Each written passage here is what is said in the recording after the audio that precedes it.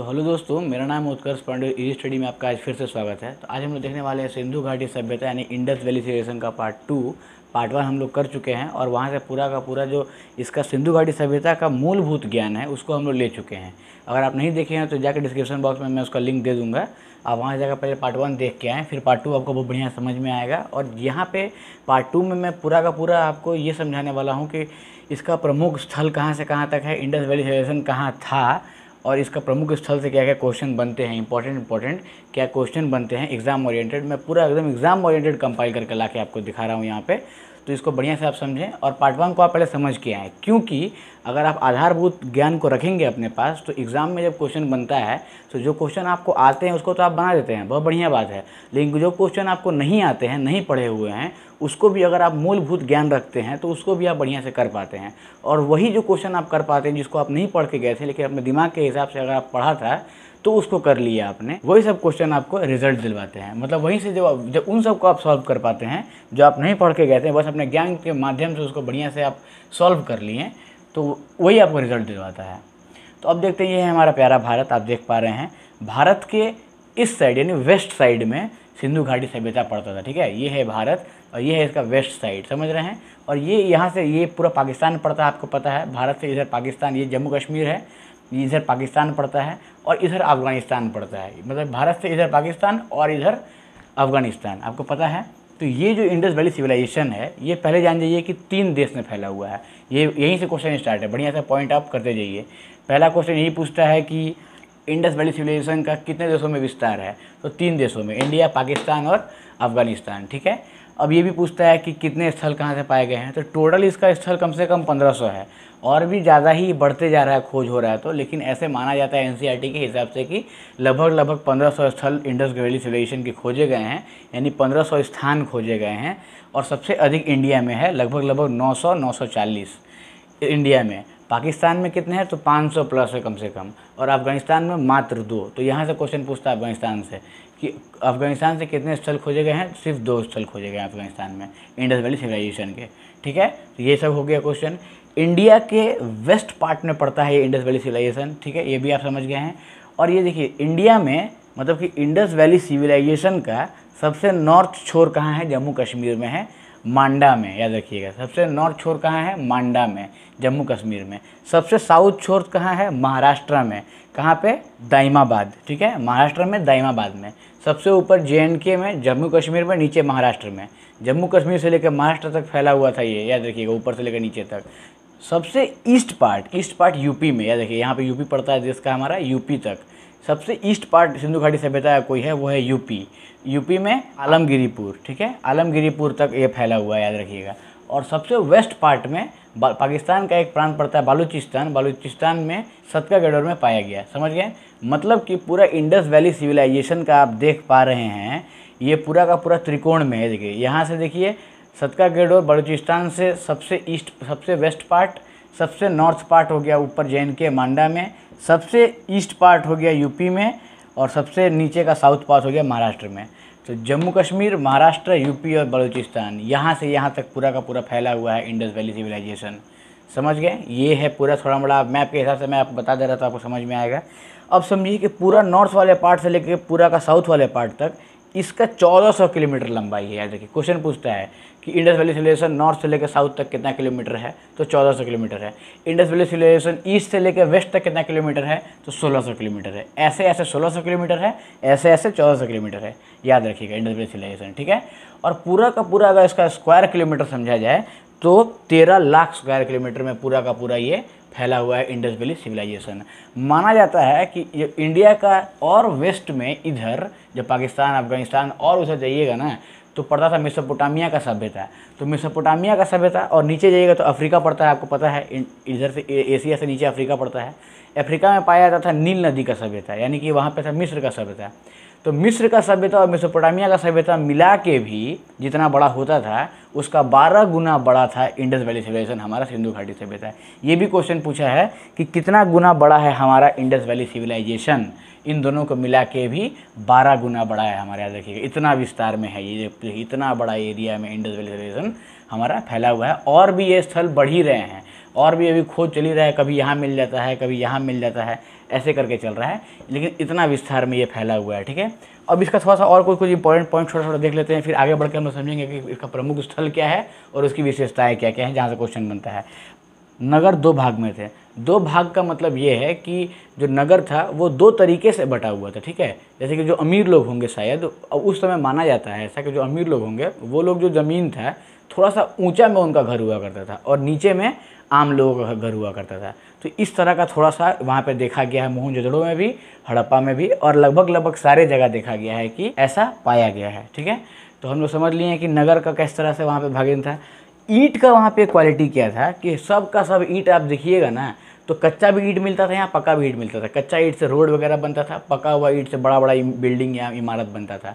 और सब का सब लगभग समझिए कि एक अलग ही रेशियो में हुआ करता था, 4:3:1 के रेशियो में हुआ करता था।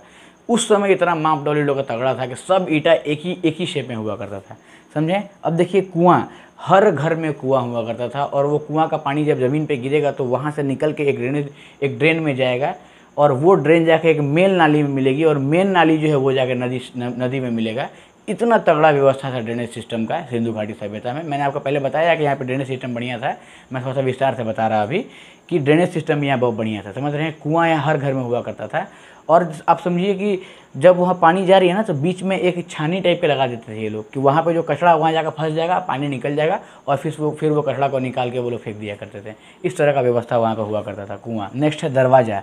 दरवाज़ा का क्या सीन था इंडस वैली सिविलाइजेशन में कि जैसे आप समझ लीजिए कि स्क्वायर शेप में पूरा का पूरा है। स्क्वायर शेप में मैं आपको यहाँ दिखा रहा, बढ़िया से देख लीजिए कि स्क्वायर शेप में मैं पूरा आपको यहाँ देख, ऐसे ग्रिड टाइप का हो गया, समझे।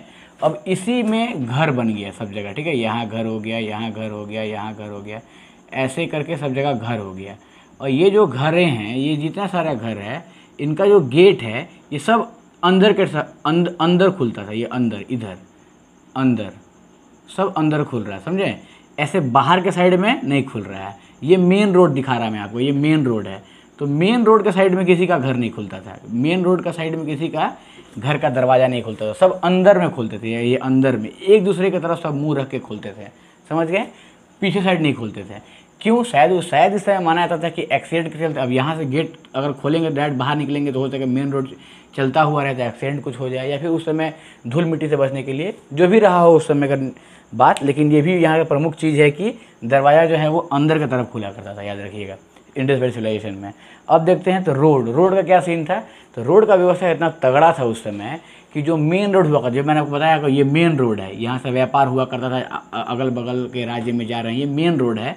मेन रोड का जो चौड़ाई होता था ना, कम से कम समझिए कि 6 से 8 मीटर चौड़ा होता था मेन रोड।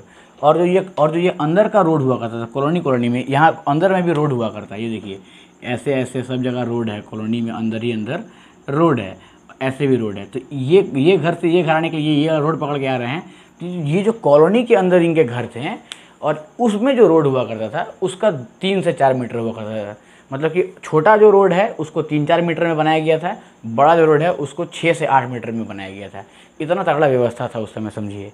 तो ये सब कुछ पॉइंट्स है जो मैं आपको बता दिया इंडस वैली सिविलाइजेशन से, और यहाँ से क्वेश्चन बनते हैं। बढ़िया से आपको मूलभूत ज्ञान दे दिए हम कि क्या क्या इंडस वैली सिविलाइजेशन में किस तरह से सब कुछ था और कहाँ कहाँ ये पाया गया, क्या इसका विस्तारित रूप से चेहरा है, समझ गए हैं बढ़िया से।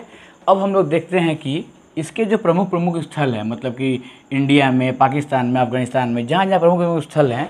अब 1500 स्थल है, मैंने आपको बताया। तो 1500 स्थल तो पूछेगा नहीं एग्जाम में, मोस्टली 10-12 से पूछते हैं, बहुत ज़्यादा क्वेश्चन वहीं से रहता है। तो उनको हम लोग देखेंगे आगे थोड़ा सा बढ़ के बढ़िया से, और वहाँ से जो भी एग्ज़ाम ओरिएंटेड क्वेश्चन पूछता है, SSC, JPSC, SSC, MTS, GD, Assam rifle, जो भी एग्ज़ाम आ रहे हैं, सब में इंडस वैली सिविलाइजेशन से क्वेश्चन रहता ही है। और 50% से ज़्यादा क्वेश्चन वहाँ से रहता है कि कौन से स्थल से क्या महत्वपूर्ण चीज़ खोजा गया। तो अब हम लोग वो देखते हैं। तो चलिए अब हम लोग देखते हैं सिंधु घाटी सभ्यता के प्रमुख स्थलों को, और वहाँ से क्या महत्वपूर्ण क्वेश्चन बनता है उनको बढ़िया से देखते हैं। पूरा का पूरा कंपाइल करके हम एक जगह लेके आ गए हैं सारा इंपॉर्टेंट स्थल को, और वहाँ से क्या इंपॉर्टेंट क्वेश्चन बनता है। ठीक है, इससे बाहर देखिए पूरा इंडस वैली सिविलाइजेशन में जो भी क्वेश्चन बनता है ना, उसमें तो 50% क्वेश्चन यहीं से रहता है कि कौन से स्थल पे क्या पाया गया था, बताइए। काला चूड़ी कहाँ पाया गया था, जुता हुआ खेत का साक्ष्य कहाँ से मिला है, तो विशाल अन्ना घर कहाँ से मिला है, तो स्नाना घर कहाँ से मिला है, तो ये सब चीज़ जो है, ये सब कब्रिस्तान कहाँ से मिला है, ये सब जो भी इंपॉर्टेंट क्वेश्चन बनता है सब इसी टॉपिक से मिलता है जो मैं अब आपको बता रहा हूँ। तो सबसे पहले देखते हैं हम लोग हड़प्पा। तो हड़प्पा हम लोग इसलिए सबसे पहले लिए हैं क्योंकि हम लोग पता है कि सिंधु घाटी सभ्यता में सबसे पहले किसी स्थल का खोज किया गया था तो वो हड़प्पा था। और हड़प्पा का खोज किसने किया था? दयाराम साहनी ने 1921 में किया था। ये रावी नदी के किनारे है। देखिए यहाँ से क्या क्वेश्चन बनता है, एग्जाम में पूछता है कि हड़प्पा किस नदी के किनारे बसा है, तो आदमी फटाक से सिंधु मार देगा। ऑप्शन ए में ही सिंधु दिया रहेगा, वही मार देगा आदमी, क्योंकि सब कॉन्शियसली हमारा माइंड जानता है कि सिंधु घाटी सभ्यता तो सिंधु नदी के किनारे होगा, हड़प्पा मार दो। लेकिन हड़प्पा रावी नदी के किनारे है, सिंधु नदी के किनारे पूरा ये सभ्यता बसा हुआ है। लेकिन जो हड़प्पा स्थल है, हड़प्पा एक स्थल है, एक जगह है, जैसे मोहनजोदाड़ो हो गया, लोथल हो गया, कालीबंगा हो गया, मैं पढ़ाऊँगा आगे। ये सब एक एक प्लेस है, अलग अलग प्लेस है, पूरे सभ्यता में अलग अलग प्लेस है। तो ये जो हड़प्पा प्लेस है ये रावी नदी के किनारे है। क्वेश्चन पूछता है हड़प्पा किसके किनारे है? रावी नदी के किनारे। सिंधु मत मार दीजिएगा। अब देखिए इसका खोज दयाराम साहनी ने किया था, मैंने बता दिया आपको। अब यहाँ से इंपॉर्टेंट क्वेश्चन बनता है कि मुख्य बिंदु यहाँ क्या क्या है। तो यहाँ से क्या क्या मिला है, हड़प्पा से क्या मिला है? तो अन्न भंडार मिला है, एक बड़ा सा अन्न भंडार, जहाँ पे माना जाता था कि जितना भी अन्न होता था उस समय उसको स्टॉक रखा जाता था वहाँ पे। अन्न भंडार कहाँ से मिला है? हड़प्पा से मिला है। कांस्य दर्पण, कांसे का दर्पण मिला है, यानी कि मिरर मिला है वहाँ पे, कांस्य का मिला है। मतलब कि आपको बताया था कि कॉपर और टीन को मिला के एक धातु बनाया जाता है जिसको कांस्य बोला जाता है। तो कांस्य का दर्पण कहाँ से मिला है? हड़प्पा से मिला है। R37 मिला है वहाँ। R37 मतलब होता है एक कब्र के जैसा चीज़, या कब्र। हड़प्पा में समझ लीजिए कि कब्र का व्यवस्था था, मतलब कि वहाँ पे दफनाने का व्यवस्था था, वहाँ के लोग को दफनाया जाता था। मोहनजोदाड़ो में पढ़ाएंगे अभी आपको, वहाँ पे जलाया जाता था। तो दफनाने का परंपरा या फिर दफनाने का कब्र कहाँ मिला है? तो हड़प्पा में मिला है, याद रखिएगा। और श्रमिक का आश्रम भी, श्रमिक लोग के लिए आश्रम भी हड़प्पा में मिला है। तो हड़प्पा से 3-4 पॉइंट याद रखना है। अन्न भंडार मतलब खाना का स्टॉक का जो भंडार रूम हुआ करता था बड़ा वाला, वो हड़प्पा से मिला है। कांस्य दर्पण मिला है, मतलब कि वहाँ पे कांसे का दर्पण मिला है, मिरर मिला है। R37 एक कब्रिस्तान टाइप का हुआ करता था, वो मिला है। और श्रमिक के लिए आवास मिला है वहाँ पे, ठीक है। श्रमिकों के लिए जहाँ पे रेस्ट रूम बने वहाँ पे वो लोग को आवास मिला है, ठीक है। इतना हड़प्पा से आपको जानना है। मोहनजोदाड़ो से क्या क्वेश्चन बनता है? तो मोहनजोदाड़ो से सबसे पहला क्वेश्चन तो यही है कि ये सबसे बड़ा शहर है पूरे के पूरे सभ्यता का, सबसे बड़ा शहर, और इसको भी कैपिटल माना जाता है। सिंधु घाटी सभ्यता का 2 कैपिटल है, एक हड़प्पा है, एक मोहनजोदाड़ो है। ऐसे हड़प्पा कोई पहला स्थल है इसलिए उसको माना जाता है, लेकिन मोहनजोदाड़ो भी इसका कैपिटल है। वहाँ से सारा बिजनेस वहीं से कंडक्ट हुआ करता था। समझिए कि पूरा का पूरा बिजनेस कैपिटल वही था मोहनजोदाड़ो, समझे। तो ये सिंधु नदी के किनारे बसा है। अब देखिए मोहनजोदाड़ो जो है वो सिंधु नदी के किनारे है, हड़प्पा रावी के किनारे है, याद रखिएगा। तो मोहनजोदाड़ो सिंधु के किनारे है। इसका खोज किसने किया था? मैंने पढ़ा था पहले भी, राखल दास बनर्जी ने 1922 में किया था मोहनजोदाड़ो का खोज, ठीक है। अब यहाँ से क्या क्या प्रमुख चीज़ मिला है ये भी देख लीजिए कि प्रमुख चीज़ जो मिला है ये बहुत इंपॉर्टेंट है, इसी से क्वेश्चन बनता है। तो प्रमुख चीज़ क्या मिला है यहाँ पे? तो विशाल स्नानागार मिला है, समझे। मतलब कि स्नान करने का घर जो होता है वो बहुत बड़ा सा सामूहिक स्नान वहाँ हुआ करता था, एक तरह समझिए तो बहुत बड़ा सा एक स्थल मिला है जहाँ पे पानी भरा हुआ होता होगा और बहुत सारे लोग मिलकर एक साथ वहाँ पे इकट्ठा होकर नहाते होंगे। इस तरह का कुछ मिला है विशाल स्नानागार मोहनजोदड़ो में, ठीक है। अब देखिए सेकंड क्या मिला है? तो कांस्य का मूर्ति मिला है। यहाँ पे कांस्य का दर्पण मिला था, मिरर मिला था। यहाँ पे कांस्य का मूर्ति मिला है। एक पुरोहित का मूर्ति मिला है, समझे। पुरोहित मतलब कि पुरोहित का मतलब कि इससे माना जाता है कि वहाँ के टाइम में उस समय में शायद हो सके तो पुरोहित लोग का वर्चस्व होगा, इसलिए उन लोग का मूर्ति बनता था। तो पुरोहित को मूर्ति मिला है कहाँ से? मोहनजोदड़ो से। कांस्य का मूर्ति मिला है मोहनजोदड़ो से। एक महाविद्यालय टाइप का कुछ मिला है, वो भी मोहनजोदड़ो से मिला है। तो महाविद्यालय कहाँ मिला है? मोहनजोदड़ो से मिला है। और देखिए श्रृंगी पशु का मुद्राएं, मतलब कि एक श्रृंगी पशु होता था, शायद वो नेशनल पशु होता होगा उस समय का, या फिर एक कोई राष्ट्रीय पशु या धार्मिक पशु होता होगा, उसका मुद्रा पे चिन्ह मिला है। मतलब कि जब भी उस टाइम में सिक्का उक्का चलता होगा या मुद्रा चलता होगा उसके ऊपर उसका चिन्ह था श्रृंगी पशु का, समझे। ये भी कहाँ से मिला है? तो मोहनजोदड़ो से मिला है। सो श्रृंगी पशु का चिन्ह वाला सिक्का कहाँ से मिला है? तो मोहनजोदड़ो से मिला है, याद रखिएगा। अब आते हैं लोथल में। लोथल कहाँ है? तो लोथल गुजरात में है, वो भगवा नदी के किनारे है लोथल, ठीक है। ये जब नदी पूछता है किस नदी के किनारे कौन सा है, इसलिए मैं नदी आपको बता दे रहा है। लोथल भगवा नदी के किनारे बसा है। इसका खोज रंगनाथ राव ने किया था 1957 में। सबका डेट याद रखना जरूरी नहीं है, सबका किसने खोजकर्ता कौन कौन है ये भी रखना बहुत ज़्यादा ज़रूरी नहीं है, लेकिन ऊपर के ये जो दो जो हैं इनका तो कन्फर्म याद रखना है। और इनमें भी कुछ कुछ को याद रख लीजिए अगर हो पाता है तो, लेकिन डेट्स उतना इंपॉर्टेंट नहीं है, नाम याद रख सकते हैं कि किस नदी के किनारे बसा हुआ है और कौन इसके खोजकर्ता थे। ठीक है, तो लोथल के खोजकर्ता कौन थे? रंगनाथ राव थे। ये भगवान नदी के किनारे बसा है लोथल। और इससे क्या इंपॉर्टेंट चीज़ बोलता है कि इसको गोदीवाड़ा बोला जाता था या फिर पतन बोला जाता था। गोदीवाड़ा क्या होता है? गोदीवाड़ा मतलब हुआ पोर्ट यानी कि बंदरगाह। तो सिंधु घाटी सभ्यता का बंदरगाह कहाँ था?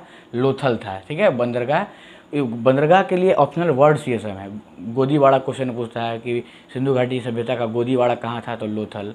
सिंधु घाटी सभ्यता का पतन कहाँ था? तो लोथल। सिंधु घाटी सभ्यता का बंदरगाह या पोर्ट कहाँ था? तो लोथल। समझे, ये सब एक ही वर्ड्स हैं। तो ये लोथल में इसका बंदरगाह था, पोर्ट। यहीं से सारा हमको लगता है कि जो शिप के थ्रू जो भी ट्रांसपोर्टिंग होकर बिजनेस होता होगा सब कुछ लोथल के थ्रू, लोथल में ही होता था। लोथल से और क्या मिला है? चावल मिला है। देखिए चावल क्यों पॉइंट आउट किया गया? क्योंकि ये जो इंडस वैली सिविलाइजेशन था, यानी कि ये जो सिंधु घाटी सभ्यता था, इसमें क्या था ना कि चावल का बहुत कम शेष मिला है, बहुत कम मात्रा में चावल मिला है। मिला है क्या? तो बाजरा और गेहूँ। चावल बहुत कम मिला है, इसलिए यहाँ पे चावल को नोट किया जा रहा है। तो चावल कहाँ से मिला है? लोथल से मिला है। चावल आगे भी मिलेगा एक जगह, मैं बताऊंगा आपको, लेकिन चावल याद रखिएगा लोथल से मिला है। ठीक है, अग्निकुंड भी मिला है लोथल से। क्वेश्चन पूछता है अग्निकुंड कहाँ से मिला है? तो लोथल से मिला है। हाथी का दांत कहाँ से मिला है? लोथल से मिला है। अब हाथी का दांत का समझिए कि वहाँ से हो सके तो जो लोथल है वो तो पोर्ट था, तो हो सके समुद्री मार्ग के हिसाब से वहाँ से बिजनेस होता हो हाथी के दांत का, इसलिए वहाँ मिला है। लेकिन हाथी का दांत कहाँ मिला है? वो भी लोथल से मिला है, याद रखिएगा। और 3 युगल समाधियाँ, ये भी याद रखिए। अभी मैंने आपको बताया हड़प्पा में क्या था? दफनाने का परंपरा था। मोहनजोदाड़ो में जलाने का परंपरा था। यहाँ का शवों को, यहाँ के लोग का जो डेड बॉडी हुआ करता था, इसको जला दिया जाता था। मतलब मोहनजोदाड़ो में, हड़प्पा में दफना दिया जाता था। और लोथल में क्या पाया गया? यहाँ पे युगल समाधियाँ पाया गया, मतलब कि 2 लोग का बॉडी को एक साथ दफना दिया गया, 2 लोग का बॉडी को एक साथ दफनाया गया। ये कहाँ मिला है? लोथल में मिला है। ठीक है, और ये कितना मिला है? 3 ठो मिला है। तो ये लोथल में मिला है। ठीक है, याद रखिएगा। हड़प्पा में क्या था? दफना देना। मोहनजोदड़ो में जला देना। लोथल में 2 बॉडी वाला मिला है, 2 बॉडी को एक साथ रखने वाला। अब आते हैं कालीबंगा। कालीबंगा बहुत फेमस है। कालीबंगा से हमेशा क्वेश्चन पूछता है, ये राजस्थान में पड़ता है, ये घग्गर नदी के किनारे बसा हुआ है। इससे क्वेश्चन इंपॉर्टेंट क्या पूछता है? इसका खोज किसने किया नहीं पूछता है, इससे पूछता है कि जुते हुए खेत का साक्ष्य कहाँ से मिला है। जब आदमी जब आप खेत देखते हो, खेत में ऐसे ऐसे लाइनिंग बन जाता है, जब हम लोग जोतते हैं खेत को, तो होता है, बनता है कि नहीं? तो खेत में जो लाइनिंग जो बन जाता है, उसका साक्ष्य कहाँ से मिला है? वो कालीबंगा से मिला है। चूड़ी कहाँ से मिला है? कालीबंगा से मिला है। अग्नि के हवन कुंड, ये भी कालीबंगा से मिले हैं। अग्नि का हवन कुंड लोथल से भी मिला था, मैंने बताया आपको, और अग्नि के हवन कुंड कालीबंगा से भी मिले हैं, याद रखिएगा। और भूकंप के साक्ष्य कहा जाता है, मार्शल ने कहा है, मतलब कि जो पूरा सिंधु घाटी सभ्यता का खोज करवाए थे, सबसे पहले जो करवा रहे थे खोज, वो मार्शल जी थे। मार्शल ने कहा है कि इसका पतन जो है, मतलब ये जो सिंधु घाटी सभ्यता खत्म हुआ होगा, उसके पीछे भूकंप जरूर रहा होगा राज। तो इसका पीछे ख़त्म होने का, जो पतन होने का इसका जो राज है, वो भूकंप है, ये मार्शल कहे थे। इसलिए भूकंप का कहाँ से साक्ष्य मिला है? वो भी कालीबंगा से मिला, याद रखिएगा। याद रख सकते हैं, कालीबंगा थोड़ा सा डेंजर टाइप का काली माँ का नाम आ रहा है, इससे आप भूकंप याद रख सकते हैं, चूड़िया याद रख सकते हैं। अब देखिए राखी गढ़ी। राखी गढ़ी कहाँ है? ये हरियाणा में है, और ये भी घग्गर नदी के किनारे बसा हुआ है। और इसका खोज किसने किया था? सूरज भान ने किया था। तो ये आपका नाम याद रख सकता है, सूरज भान। सूरज कुछ राखी जैसा दिखता है, राखी गढ़ी का खोज सूरज भान ने किया था, ऐसा याद रख सकते हैं। तो सूरज भान ने इसका खोज किया था। और यहाँ से क्या इंपॉर्टेंट क्वेश्चन पूछता है कि ताम्र का उपकरण यहाँ से मिला था, मतलब तांबे का उपकरण यहाँ से मिला था। और भारत का सबसे बड़ा स्थल, जैसे कि पूरे के पूरे इंडस वैली सिविलाइजेशन का सबसे बड़ा स्थल कौन सा है? मोहनजोदड़ो है।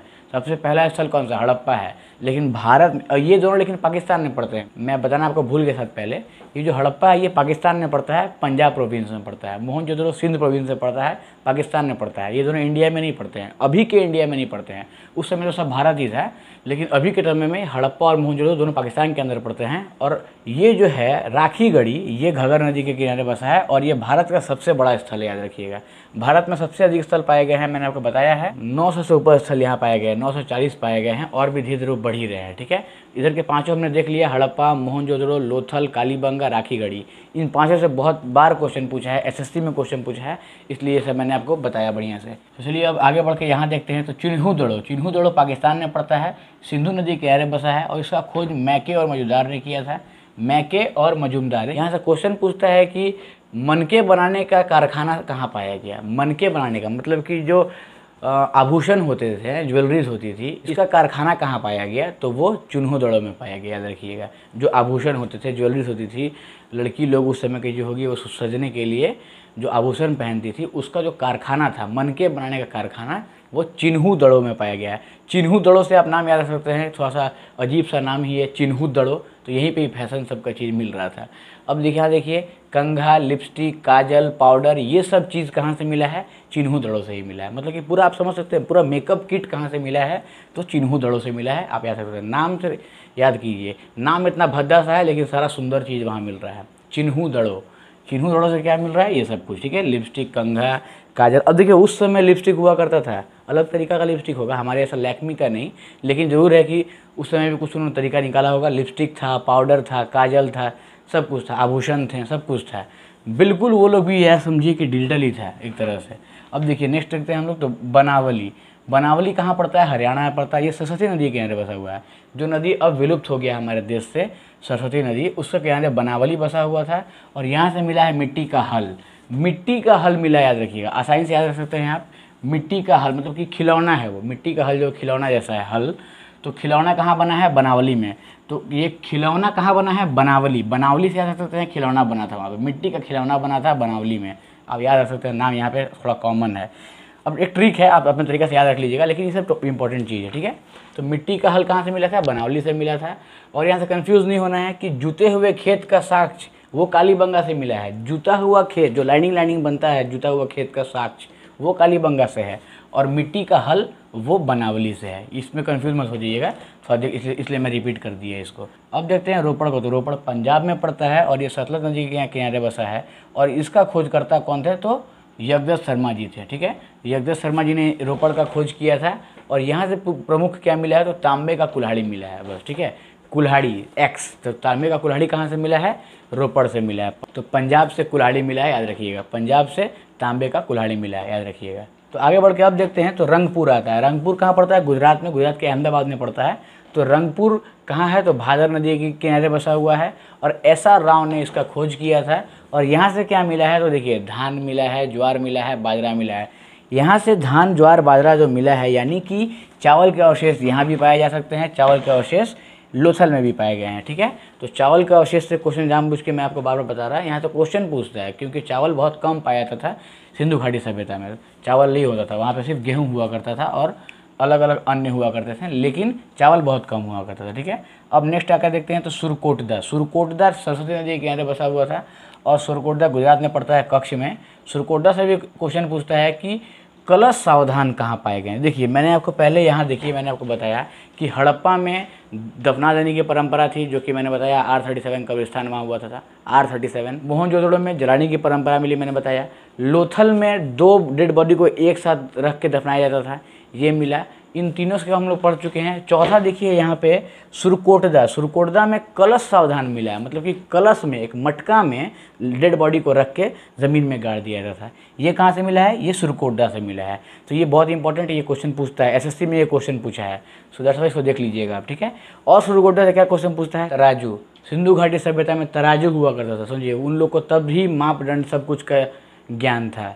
ये भी एक अपने आप में यूनिक बात है। अब देखते हैं, घोड़ा का हड्डी यहाँ से मिला है। देखिए घोड़ा का हड्डी इसलिए बोला जा रहा है क्योंकि सिंधु घाटी सभ्यता के जो लोग थे, ये लोग घोड़ा का मतलब ये लोग घोड़ा से परिचित नहीं थे, और बाकी सारे जितने भी जानवर हैं, गाय हैं, हाथी हैं, इन सब से ये परिचित थे, लेकिन घोड़ा से बहुत कम परिचित थे। इसलिए कहीं कहीं घोड़ा का अवशेष मिला है, तो उसको हम लोग पॉइंट करते हैं। घोड़ा का हड्डी कहाँ मिला है, तो वो भी सुरकोटदा से मिला है, समझ गए।